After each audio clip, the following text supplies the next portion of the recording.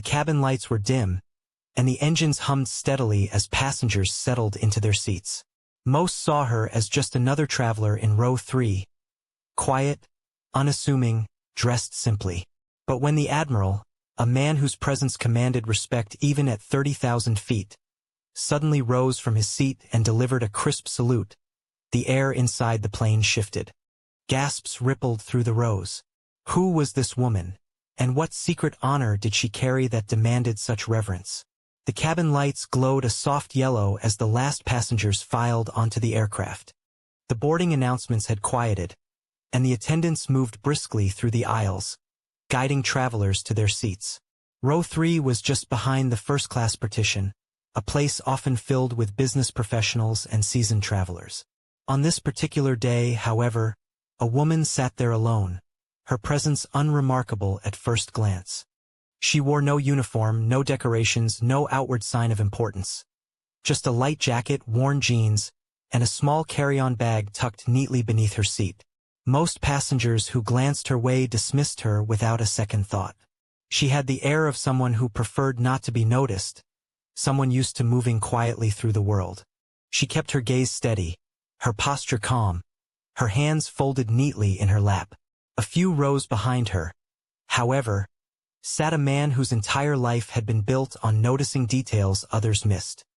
He was an admiral, his presence unmistakable to those who recognized military bearing even outside of uniform.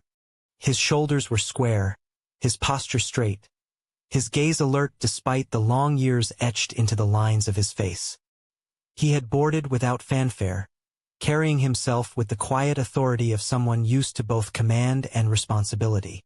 The Admiral had been expecting an ordinary flight, a chance to sit in relative anonymity, to rest before the next meeting or ceremony that would inevitably pull him back into the spotlight. Yet as he scanned the cabin in his usual automatic way, his eyes caught on row 3.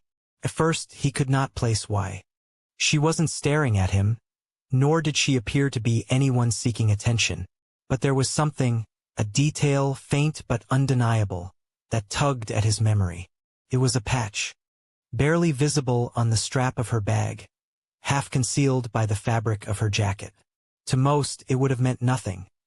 A worn insignia stitched into faded cloth, the kind of thing found in a military surplus store. But to him, it meant everything. The Admiral's eyes lingered on it, and recognition flooded in like a tide he could not stop. That patch was not decorative. It was not for display. It belonged to someone who had earned it the hardest way imaginable. His chest tightened as the truth struck him. This woman was not just another passenger.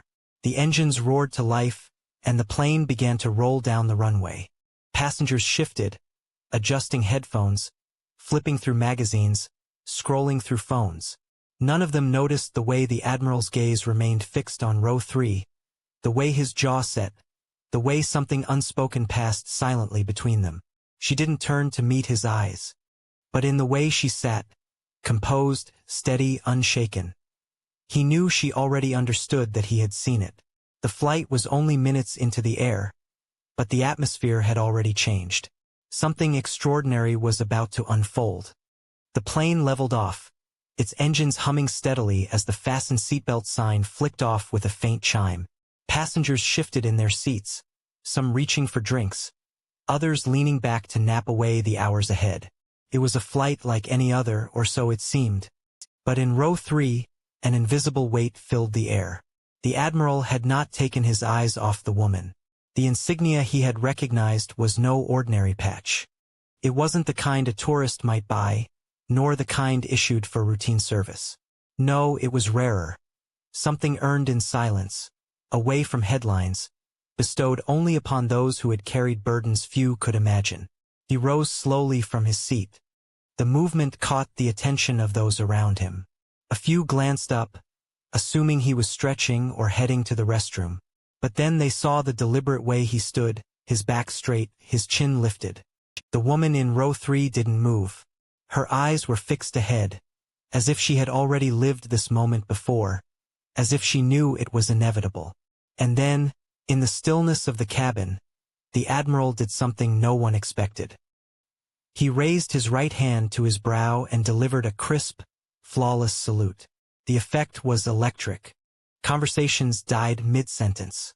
The rattle of drink carts paused. A child tugging at his mother's sleeve froze, sensing the gravity of the gesture even without understanding it. Passengers craned their necks, whispering, "Who is she?" Some fumbled with their phones, thinking they must be witnessing something historic, something that deserved to be remembered. The air became thick with a mix of reverence and curiosity. The woman remained still for a moment, her face unreadable. To the untrained eye, she looked almost embarrassed by the sudden attention. But those who watched closely could see it, the flicker of emotion behind her calm expression. She didn't ask for recognition. She hadn't wanted it. But here it was, unshakable, undeniable. The Admiral held the salute longer than custom demanded. This was not formality. This was honor, distilled into a single gesture.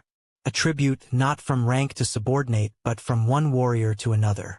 Whispers rippled through the rows. Is she a soldier? She must be someone important. Why would he salute her? The flight attendants, caught mid-task, froze as well, unsure whether to interrupt or let the silence stretch. In the end, they did nothing because they, too, could feel it. Something sacred was happening in their cabin. Finally, the Admiral lowered his hand. His gaze softened, but he did not look away. In that silent exchange, thousands of unspoken words seemed to pass between them. Words about sacrifice, about loss, about a world that rarely understood the price some paid so that others could live freely. And though no announcement was made, no story explained, every passenger on that plane knew they were witnessing something extraordinary. The ordinary flight was gone. The atmosphere had transformed. And all eyes were on row 3. The silence that followed the Admiral's salute lingered long after his hand had lowered. Passengers shifted uneasily, caught between awe and burning curiosity. Who was this woman? Why had a man of such stature offered her the highest gesture of respect? Here, in the anonymity of a crowded plane, the woman in row 3 sat quietly, her eyes still fixed ahead. For a moment it seemed she would say nothing, that the mystery of her identity would remain locked away. But then, as though sensing the weight of all those stares pressing upon her, she reached for the strap of her bag. With steady fingers, she pulled it forward into her lap. The patch that had caught the Admiral's eye was revealed in full. It was worn, its colors faded, but its meaning unmistakable. The insignia of a combat rescue unit, one so small and specialized that few outside the military even knew it existed. The murmurs grew louder. Some passengers recognized the emblem from stories whispered in documentaries or fleeting news clips. Tales of impossible missions, of soldiers pulled from fire and ruin by teams who never sought the spotlight. To carry that patch was not to boast, but to bear a silent truth, that you had risked everything for others. The Admiral broke the silence. His voice carried, steady and deep. Ladies and gentlemen, this woman saved lives when few believed it possible. Men under my command owe their tomorrows to her actions. And I, he paused, his jaw tightening, I am one of them. Gasps rippled through the cabin. The story unfolded in fragments, pieced together by his words and the stunned realization of the passengers. Years earlier, a mission had gone terribly wrong. A downed aircraft, fire on all sides, the kind of chaos that swallows hope whole. Amid the inferno she had gone in. Not once but twice, pulling men from the wreckage, carrying them on her back through smoke and gunfire. Among those she saved was the very Admiral who now stood before her. Her face remained composed, but her eyes betrayed the memory of those moments. The screams, the flames, the faces of those she couldn't reach in time.